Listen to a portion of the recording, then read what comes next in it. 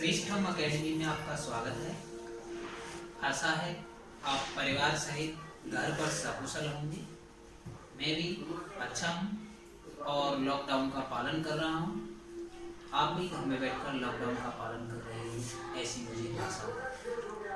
आज की क्लास में हम मैथमेटिक्स स्टार्ट करेंगे और आज से हम क्लास 12 का मैथमेटिक्स पढ़ेंगे, जिसमें हम चैप्टर 3 मैट्रिक्स स्टार्ट करेंगे, जिसे हम हिंदी में अवयव भी कहते हैं। तो आइए स्टार्ट करते हैं अपना चैप्टर मैट्रिक्स।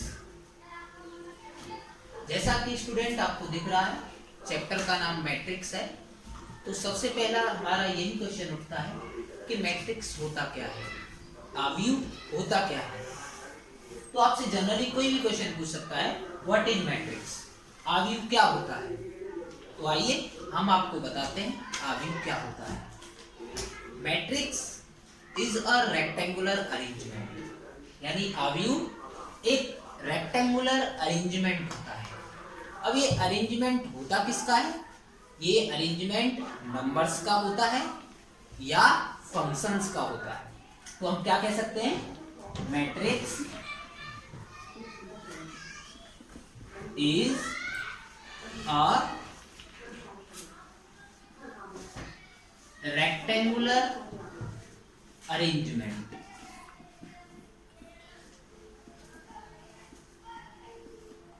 of numbers और functions। यानी मैट्रिक्स एक रेक्टेंगुलर अरेंजमेंट होता है, किसका?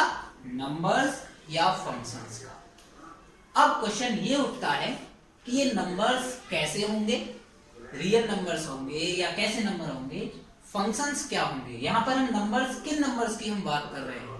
तो स्टूडेंट मैं आपको बताता हूँ, ये नंबर्स रियल नंबर्स होते हैं और फंक्शंस रियल वैल्यू फंक्शन होते हैं। क्या कॉम्प्लेक्स नंबर भी हो सकते हैं? हाँ, मैट्रिक्स अरेंजमेंट कॉम्प्लेक्स नंबर्स का भी हो सकता है, लेकिन आप क्लास 12 के हिसाब से देखें तो बस आपको यहाँ पर पढ़ना है कि मैट्रिक्स रेक्टेंगुलर अरेंजमेंट होता है, वो किसका?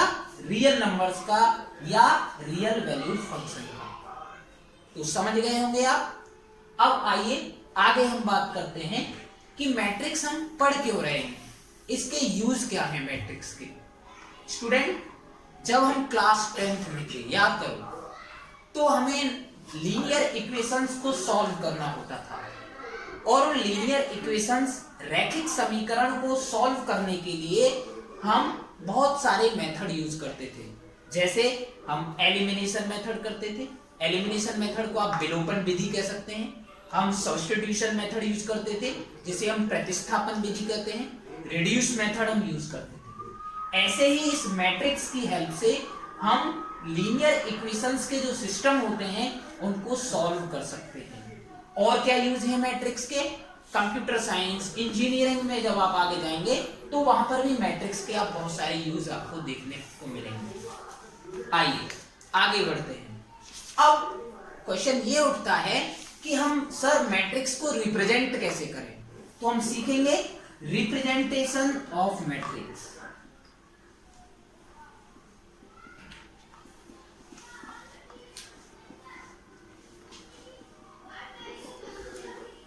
तो किसी भी मैट्रिक्स को रिप्रेजेंट किस तरीके से किया जाए? तो स्टूडेंट जब हम क्लास 11th में सेट थ्योरी पढ़ते थे, समुच्चय पढ़ते थे, तो हम वहां पर सेट को एक कैपिटल लेटर से रिप्रेजेंट करते थे। वही आपको ध्यान रखना है, जब हम किसी मैट्रिक्स को भी रिप्रेजेंट करेंगे तो हम उसे भी एक कैपिटल लेटर का उसे रिप्रेजेंटेशन उसके लिए यूज करेंगे। फॉर एग्जाम्पल, जैसे हम कैपिटल लेटर ए से यूज कर सकते हैं, या आपका बी हो सकता है, एनी अल्फाबेट आपका कोई भी कैपिटल लेटर हो सकता है, जिससे हम मैट्रिक्स को रिप्रेजेंट करेंगे। ओके, अब मैट्रिक्स का सिंबल क्या होता है? जैसे सेट का एक सिंबल होते थे, कर्ली ब्रैकेट के अंदर हम सेट के एलिमेंट्स को रखते थे, उसी तरीके से मैट्रिक्स का भी एक सिंबल होता है। और वो सिंबल क्या होता है? देखो, कुछ इस तरीके का मैट्रिक्स का एक रेक्टेंगुलर अरेंजमेंट होता है। कहीं कहीं आपको कुछ इस तरीके का भी, कुछ क्वेश्चंस में आपको इस तरीके का सिंबल भी आपको मैट्रिक्स के लिए देखने को मिल सकता है। तो इस तरीके से मैंने आपको बताया कि किसी भी मैट्रिक्स को हम कैपिटल लेटर से रिप्रेजेंट करते हैं और एक रेक्टेंगुलर एरे होता है जिसके अंदर नंबर्स या फंक्शन लिखे होंगे। मैंने आपको पहले भी बताया ये नंबर्स कैसे हो सकते हैं, ये नंबर्स रियल नंबर्स हो सकते हैं। फंक्शंस कैसे होंगे, रियल वैल्यूड फंक्शन होंगे। रियल वैल्यूड फंक्शन ऐसे फंक्शंस जो रियल वैल्यू के लिए डिफाइन होते हैं। ओके, आइए आगे, अभी आप इसको नोट कर सकते हैं, फिर मैं आपको इसे थोड़ी देर में इरेज करता हूं।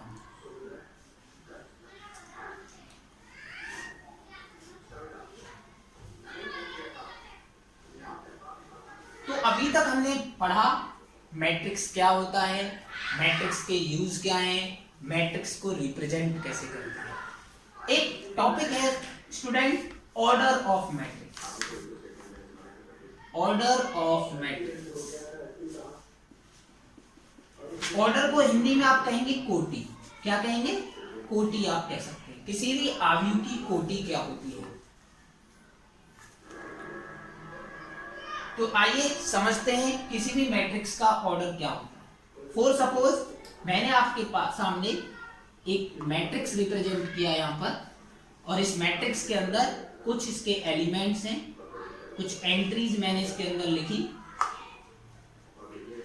ये मैट्रिक्स आपको दिख रहा है। मैंने इस मैट्रिक्स को कैपिटल लेटर से रिप्रेजेंट किया है, एक रेक्टेंगुलर अरेंजमेंट दिखाया है, और ये कैसे नंबर्स हैं, रियल नंबर्स। आइए बात करते हैं इस मैट्रिक्स का ऑर्डर क्या होगा, इस आयु की कोटि क्या होगी। तो स्टूडेंट इस मैट्रिक्स के अंदर आपको जितनी भी ये हॉरिजॉन्टल लाइंस आपको दिख रही है, एक हॉरिजॉन्टल लाइन ये है और एक हॉरिजॉन्टल लाइन ये है। किसी भी मैट्रिक्स में इन्हें हम क्या कहेंगे, रो कहेंगे। क्या कहेंगे, रोज कहेंगे। ये रो 1 है और ये रो 2 है।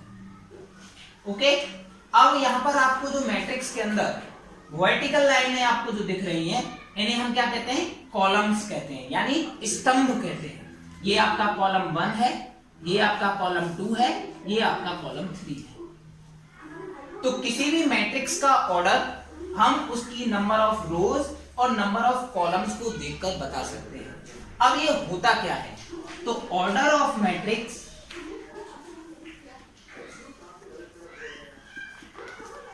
किसके इक्वल होता है, number of rows into number of columns. तो किसी भी मैट्रिक्स का अगर आपको कोई क्वेश्चन दिया जाए कि आपको एक मैट्रिक्स दिया हो और आपसे पूछा जाए कि उस मैट्रिक्स का ऑर्डर क्या है, तो आपको सबसे पहले पता करना पड़ेगा कि दिए हुए मैट्रिक्स के अंदर नंबर ऑफ रोज कितनी है और नंबर ऑफ कॉलम्स कितने हैं। अगर मैं इस ए मैट्रिक्स की बात करूं तो इस मैट्रिक्स में नंबर ऑफ रोज 2 है, नंबर ऑफ कॉलम्स 3 है। तो इस मैट्रिक्स का जो ऑर्डर होगा वो होगा 2 क्रॉस 3। दूसरा एग्जांपल हम देखें, जैसे मैंने एक बी मैट्रिक्स लिया,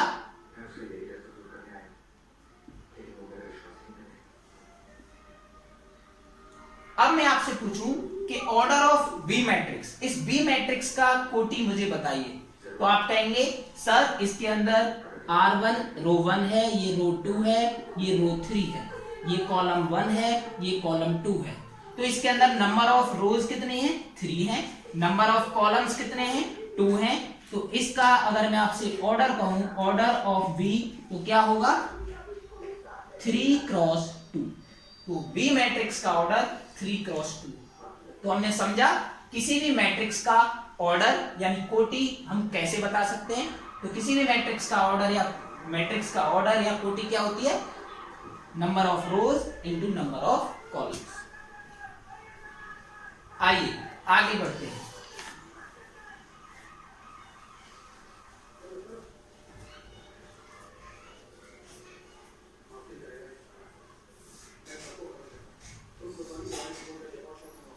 एक मैट्रिक्स मैंने लिखा आपके सामने, ए मैट्रिक्स है।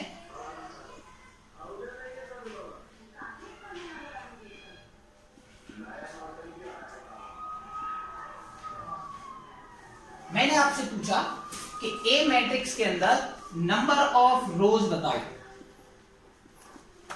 तो नंबर ऑफ रोज आप बताएंगे R1 R2 R3, यानी नंबर ऑफ रोज कितनी है 3। मैंने कहा नंबर ऑफ कॉलम्स बताओ, तो नंबर ऑफ कॉलम्स भी C1 C2 C3, ये भी कितने हैं 3 है। मैंने कहा ऑर्डर ऑफ मैट्रिक्स ए बताओ, तो ऑर्डर ऑफ मैट्रिक्स क्या होता है number of rows into number of columns. तो आपने देखा नंबर ऑफ रोज 3 है, नंबर ऑफ कॉलम्स भी 3 है, तो इस ऑर्डर का मैट्रिक्स 3x3 होगा। यानी और आपको ये चीज ध्यान रखनी है, किसी भी मैट्रिक्स को जब आप रिप्रेजेंट करेंगे तो ऑर्डर हमेशा आप यहां लिखेंगे उसको, तो इस ऑर्डर का जो इस मैट्रिक्स का जो ऑर्डर होगा वो क्या होगा 3x3। हमेशा किसी भी मैट्रिक्स का ऑर्डर यहां पर लिखा जाता है, ठीक है। आइए बात करते हैं अब इस मैट्रिक्स के अंदर टोटल एंट्री कितनी है। किसी भी मैट्रिक्स के टोटल एलिमेंट हम कैसे बता सकते हैं, तो अब अगर आप काउंट करेंगे तो 1 2 3 4 5 6 7 8 9, इस मैट्रिक्स के अंदर ओवरऑल 9 एंट्रीज हैं। इन एंट्रीज को हम क्या कहते हैं एलिमेंट्स ऑफ मैट्रिक्स। तो किसी भी मैट्रिक्स के अंदर टोटल एलिमेंट्स आप कैसे बता सकते हैं, जितना भी आपके किसी भी मैट्रिक्स का ऑर्डर है, अगर आप उस मैट्रिक्स के ऑर्डर को मल्टीप्लाई कर देते हैं तो आपको टोटल एलिमेंट्स आपको पता चल जाते हैं। तो अगर आपका इस मैट्रिक्स का ऑर्डर 3x3 था तो 3 3 का क्या हो गया 9। तो टोटल एलिमेंट्स कितने हो गए, total elements in A matrix equal कितने हो गए 9। तो टोटल एलिमेंट्स किसके इक्वल होता है, टोटल एलिमेंट्स होता है equal to number of rows into number of columns. अब इसके ऊपर आपसे बहुत सारे क्वेश्चंस यहां से पूछे जा सकते हैं। बेसिक तो एक आपके सामने मैट्रिक्स बना देंगे, पहले इसमें ऑर्डर बताओ इस मैट्रिक्स का, इस मैट्रिक्स में नंबर ऑफ रो कितनी है, इस मैट्रिक्स में नंबर ऑफ कॉलम्स कितने हैं, टोटल एलिमेंट्स कितने हैं। आइए एक क्वेश्चन हम करते हैं जो बार बार बोर्ड एग्जाम्स में पूछा जाता रहता है। मैं आपके सामने इस क्वेश्चंस को लिख रहा हूं और उसका आंसर हम देखेंगे क्या हो सकता है। क्वेश्चन कुछ इस तरीके से पूछा जाता है, a matrix has 8 elements, then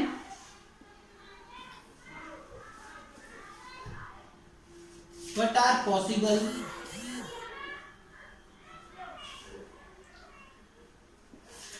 orders of that matrix। एक आव्यूह है जिसमें टोटल एलिमेंट्स 8 हैं, तो उस मैट्रिक्स या आव्यूह के ऑर्डर क्या क्या पॉसिबल हैं। तो ये क्वेश्चन जनरली 1 मार्क्स में आपसे पूछा जा सकता है। अब हमें ऑर्डर आपको पूछे हैं तो आपको पता है, अभी हमने बताया कि किसी भी मैट्रिक्स का order number of rows into number of columns के इक्वल होता है। और अभी मैंने थोड़ी देर पहले ही आपको बताया कि किसी भी मैट्रिक्स में टोटल एलिमेंट्स किसके इक्वल होते हैं, number of rows into number of columns. तो आपको लिखना होगा वी नो, हम जानते हैं, नंबर ऑफ एलिमेंट्स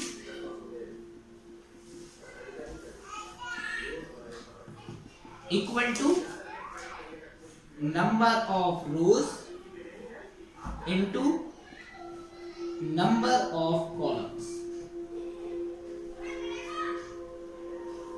तो हमारे पास हमें टोटल एलिमेंट्स दे रखे हैं इन्होंने, कितने एलिमेंट्स का पूछा है 8 एलिमेंट्स का मैट्रिक्स के आपको ऑर्डर बताने हैं। तो टोटल एलिमेंट्स 8 हैं।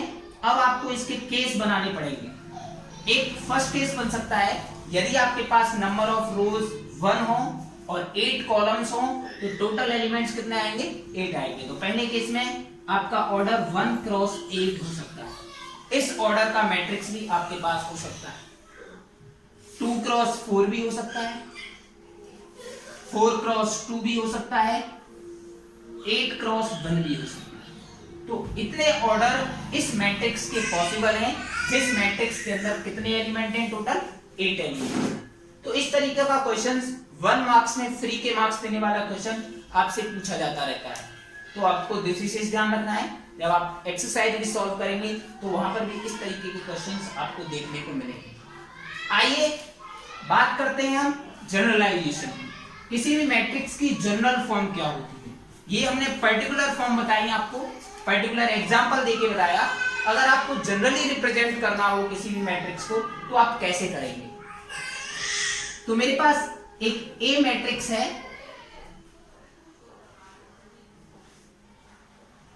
मैंने कहा इस मैट्रिक्स के अंदर इस मैट्रिक्स का ऑर्डर m क्रॉस n है। इस मैट्रिक्स का ऑर्डर कितना है, ऑर्डर ऑफ मैट्रिक्स A है m क्रॉस n। अगर मैं आपसे पूछूं ये m क्या है तो आप बताएंगे सर ये नंबर ऑफ रोज है। मैंने कहा ये n क्या है तो आप बताएंगे सर ये नंबर ऑफ कॉलम्स है, क्योंकि आपको पता है किसी भी मैट्रिक्स का order number of rows into number of columns होता है। तो इस मैट्रिक्स में m हो गया नंबर ऑफ रोज, n हो गया नंबर ऑफ कॉलम्स। अब आपको पता चला कि भाई जो हमारे पास A मैट्रिक्स है उसके अंदर ओवरऑल m रोज हैं और n कॉलम्स हैं। तो आइए पता करते हैं, इस मैट्रिक्स को हम डिफाइन करते हैं, किस फॉर्मेट का ये मैट्रिक्स होगा। तो नंबर ऑफ रोज m है, नंबर ऑफ कॉलम्स n है, ये आपको पता है। तो ये फर्स्ट रो होगी, ये सेकंड, ये थर्ड, ये फोर्थ, ऐसे ही लास्ट में mth रो नंबर आ जाएगा।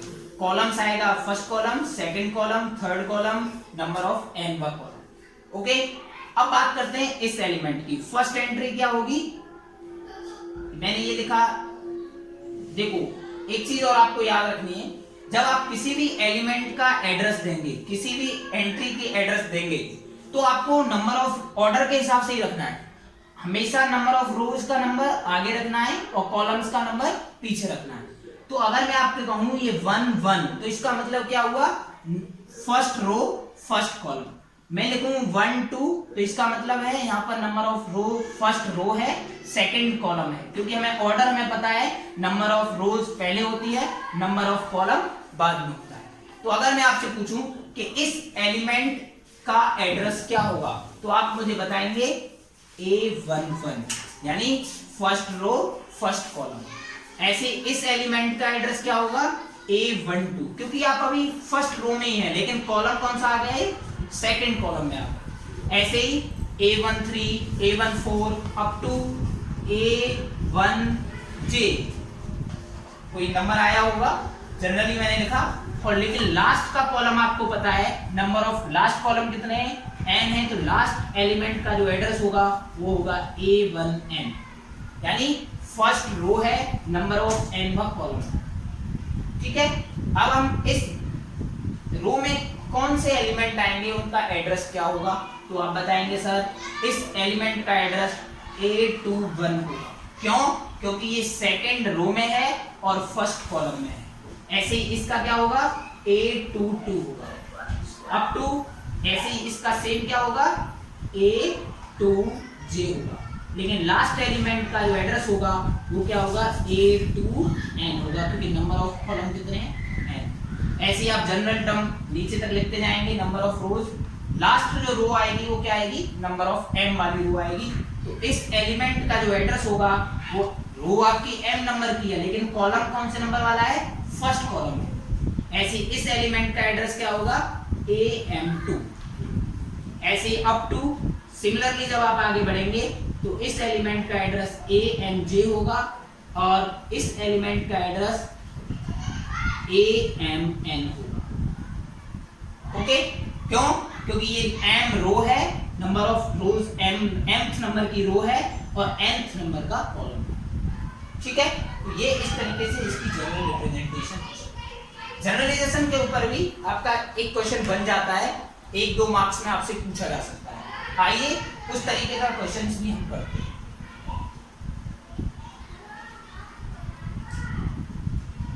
अगर हम इसकी एक शॉर्ट फॉर्म लिखें तो इसकी शॉर्ट फॉर्म भी हो सकती है। वो क्या हो सकती है, मैंने एक मैट्रिक्स लिखा, इसके एलिमेंट मैंने लिख दिया अंदर AIJ अब आई नंबर ऑफ रोज को रिप्रेजेंट कर रहा होगा, जे नंबर ऑफ कॉलम्स को रिप्रेजेंट कर रहा होगा।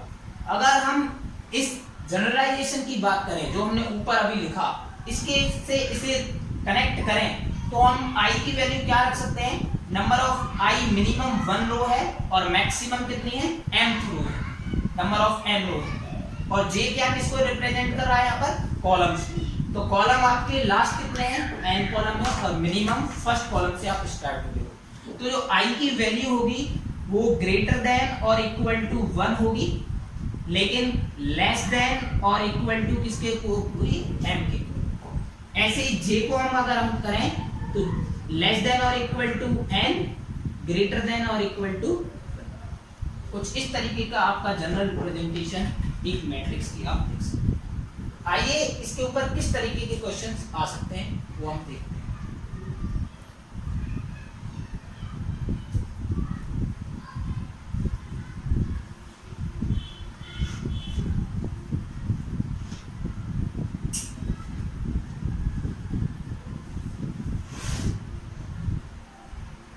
मैंने क्वेश्चन दिया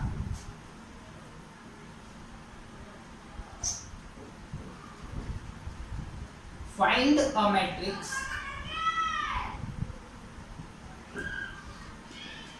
of order 3 cross 4 with aij equal to 1/2 I plus 2j। कुछ इस तरीके का क्वेश्चन आपके लिए आ सकता है। इस तरीके के क्वेश्चंस भी आपको बुक में मिल जाएंगे। आइए आपको मैट्रिक्स फाइंड करना है और वो मैट्रिक्स का ऑर्डर आपको उन्होंने दिया है। मैट्रिक्स का ऑर्डर क्या है, 3x4 मैट्रिक्स का ऑर्डर है। तो इस 3x4 से आप क्या समझते हैं, आपको 3x4 से समझ आएगा कि हम जो मैट्रिक्स बनाएंगे उसमें नंबर ऑफ रो कितनी होंगी, 3 होंगी, नंबर ऑफ कॉलम्स कितने होंगे, 4 होंगे। क्लियर। और उसके जो एलिमेंटों का एड्रेस उन्होंने दिया, एलिमेंट की वैल्यू किससे रिलेट कर रखी है, उन्होंने इस गिवन जो आपको कंडीशन दी है इस कंडीशन से आपकी एंट्री रिलेटेड है। तो आइए देखते हैं हमारा सॉल्यूशन क्या होगा। तो हमने बताया किसी भी मैट्रिक्स को जब हम रिप्रेजेंट करते हैं, अगर उन्होंने नाम दिया होता तो पर्टिकुलर वही नाम लिखना होता, यहाँ पर हमें कोई नाम नहीं दिया है तो हम एक कैपिटल लेटर ए से हमने अपने मैट्रिक्स को रिप्रेजेंट कर लिया और एक मैट्रिक्स की जनरल जो सिंबल होता है वो हमने बना लिया। मैंने आपको बताया ऑर्डर हमेशा आपको यहाँ लिखना है, तो ऑर्डर उन्होंने दिया हमें, कितना ऑर्डर है, 3x4, तो आप लिख देंगे यहाँ 3x4। अब आपको पता चल गया कि 3x4 यदि ऑर्डर है तो इसमें नंबर ऑफ रोज कितनी है, 3 है और नंबर ऑफ कॉलम्स कितने हैं, 4 है। तो इस एलिमेंट का जो एड्रेस होगा क्या होगा, A11, A12, A13, A14। Maximum आप नंबर ऑफ 4 कॉलम तक जा सकते हो, 4th नंबर कॉलम। ऐसे इधर इस एलिमेंट का address A21, A22, A23, A24, A31, A32, A33, A34। इस फॉर्मेट का आपका मैट्रिक्स होगा। आप आगे नहीं जा सकते, क्यों, क्योंकि उन्होंने बोला नंबर ऑफ ऑर्डर से आप देखेंगे कि नंबर ऑफ रोज आपको कितनी रखनी है, मैक्सिमम 3, नंबर ऑफ कॉलम्स कितने रखने हैं आपको, मैक्सिमम 4। अब हम इनकी वैल्यू कहां से निकालेंगे, इसके लिए उन्होंने आपको दिया है कंडीशन, आपको दे रखी। अगर आप A11 फाइंड करना चाहते हैं तो मैंने आपको बताया पहली वैल्यू I होती है, दूसरी वैल्यू J होती है। अगर आप A11 आप फाइंड करेंगे तो जो कंडीशन दे रखी है वहां सेटिस्फाई करा देंगे उसे, 1/2 1 प्लस 2 इंटू 1, तो ये हो गया 1/2, 2 1 जा 2 और 1 कितना हो गया, 3। तो A11 की जो वैल्यू आएगी वो 3/2 आएगी। ऐसे ही A12 आप फाइंड करेंगे, A12 क्या होगा, 1/2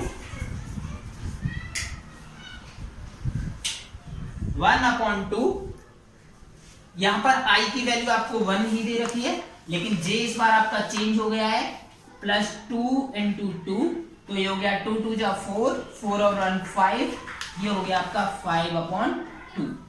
A12 5/2। ऐसे ही सिमिलरली आप सारी एंट्रीज यहां से फाइंड करेंगे। A11 हमने यहां से फाइंड कर लिया, A11 आ गया 3/2। ऐसे A12 कितना आया आपका 5/2। तो जो वैल्यू आपको, जब आपको सारी वैल्यूज मिल जाएंगी तो आप सारी वैल्यूज को इस मैट्रिक्स के अंदर यहाँ पुट कर देंगे एंट्रीज की जगह, आपका मैट्रिक्स आपका तैयार हो जाएगा। तो आइए आज की क्लास को हम यहीं रोकते हैं, स्टॉप करते हैं। आगे की क्लास में हम आगे और चर्चा करेंगे। आगे की क्लास में हम कंपैरिटी सीखेंगे, दो मैट्रिक्स कैसे इक्वल होते हैं, मैट्रिक्सों पे हम ऑपरेशन लगाएंगे, मैट्रिक्स या अवयवों को कैसे जोड़ा जाता है, कैसे घटाया जाता है, कैसे उनका मल्टीप्लाई किया जाता है, कैसे इनवर्स निकालते हैं। आने वाले क्लासों में हम मैट्रिक्स के बारे में और ज्यादा डिस्कस करेंगे। तो तब तक के लिए घर में रहें, सुरक्षित रहें, अपनी पढ़ाई को जारी रखें और सरकार की गाइडलाइंस का पालन करें। वीडियो को शेयर, लाइक और सब्सक्राइब जरूर करें। जय हिंद।